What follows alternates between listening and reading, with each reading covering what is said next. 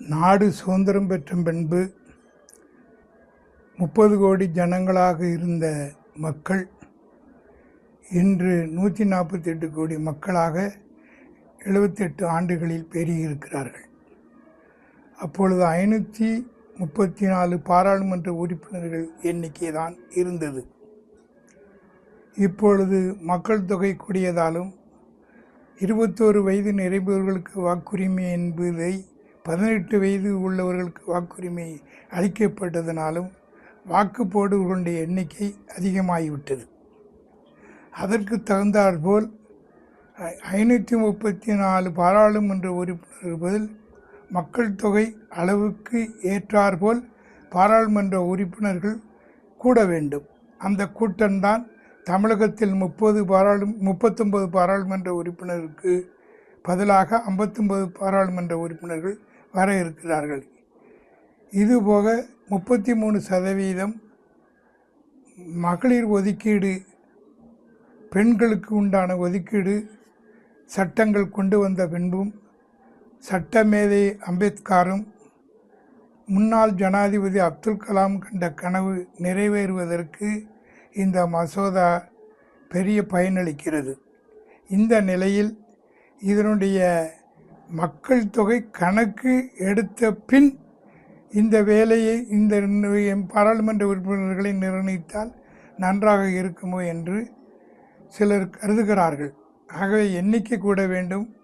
அதே நேரத்தில் மக்கள் பிரதிநிதி, மக்கள் தொகை வாக்குரிமை கூடுதலாக இருப்பதால் அதுக்கு தகுந்த கூடுதலான பாராளுமன்ற உறுப்பினர்கள் அந்தந்த பகுதி மக்களுக்கு, தொகுதி மக்களுக்கு பிரச்சனைகளை எடுத்து சொல்வதற்கு நிறைய பாராளுமன்ற உறுப்பினர்கள் வர வேண்டும். அதற்கு இந்த மசோதா எண்ணிக்கையை கூட்டித் தருகிறது. இது வரவேற்க தகுந்தது.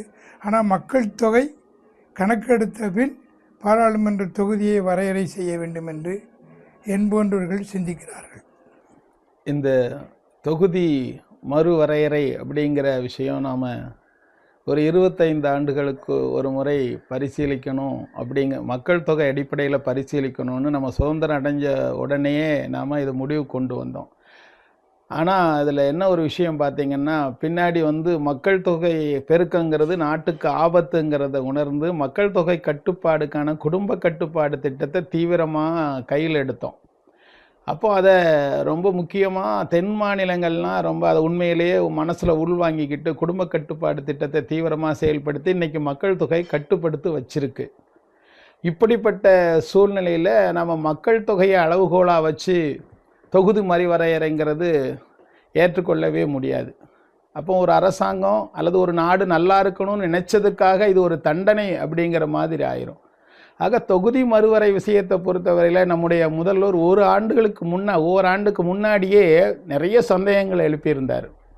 அப்போ நீங்கள் அப்போல்லாம் எந்தவித விளக்கமும் கொடுக்கல, பொதுமக்களுக்கு பார்வைக்காக கூட அது வைக்கலை, எந்தவித கருத்துமே சொல்லாமல் இன்றைக்கி நேரடியாக அதுவும் மகளிருக்கான 33% இடஒதுக்கீடோடு இணைந்து அந்த மசோதாவை கொண்டு ஒரு குழப்பத்தை ஏற்படுத்துறது யாருங்கிறது நாம் எல்லாம் தெளிவாக தெரியணும்.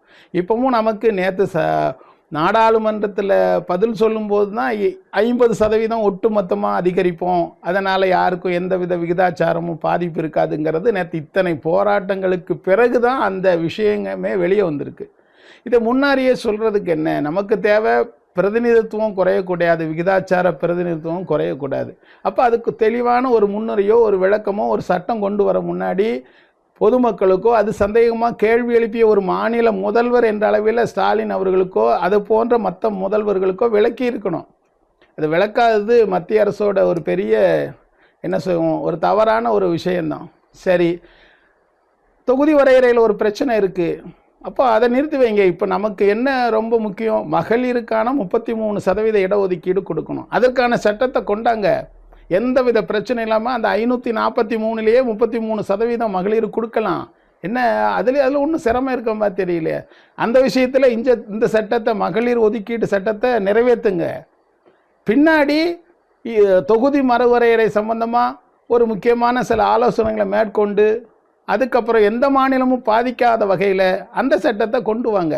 இதுதான் பொதுமக்களுடைய எதிர்பார்ப்பு. அப்படி பார்த்திங்கன்னா நாடு முன்னேறணும்னா கல்வி வளர்ச்சி முன்னேறணும், அப்போ கல்வி வளர்ச்சி எந்தெந்த மாநிலம்லாம் இருக்கோ அவங்களுக்கு அப்படி விகிதாச்சார முறை கொண்டு வரலாமா? அப்போ உங்கள் கதை என்னாகும், வடக்கு மாநிலங்களோட கதை என்னாகும்? அதனால் அப்படி கூட கொண்டு வரலாம். எல்லாரும் படிக்கட்டுமே, எல்லாரும் கல்வி வளர்ச்சியில் முன்னேறட்டுமே, கல்வி வளர்ச்சியில் முன்னேறிய மாநிலங்களுக்கு அதிக பிரதிநிதித்துவம் அப்படிங்கிறத கொண்டு வாங்க. அதைத்தான் நான் சொல்லுவேன். அதனால் தொகுதி வரையறை விஷயத்தில் மத்திய அரசு நிதானமான போக்கை கடைபிடிக்க வேண்டுங்கிறது என்னோட வேண்டுகோள்.